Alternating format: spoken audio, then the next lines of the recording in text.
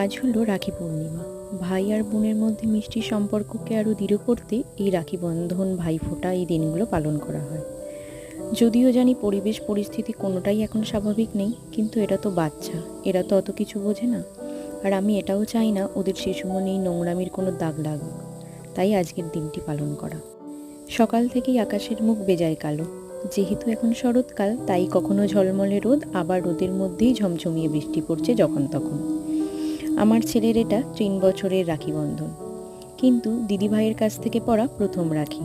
ছেলেকে স্নান করিয়ে রেডি করছি, তখনই দিদিভাই এসেছিল তার ছোট্ট ভাইটিকে রাখি পরাতে। রাখি পরিয়ে চকলেট খাইয়ে দিদি আর ভাইয়ের সে কি খুশি। কিন্তু ভাই তো খুব ছোট, তাই সাথে সাথে দিদিভাইকে কিছু গিফট দিতে পারেনি, তবে অনেক আদর আর হাম্পু দিয়েছে, আর বলেছে বিকেলে গিফট দেবে। আমারও খুব ভালো লাগলো ওদের এই মিষ্টি সম্পর্কটা দেখে। খুব ছোট বয়স থেকেই এই বিশেষ দিনগুলো ওদের অনেক কিছু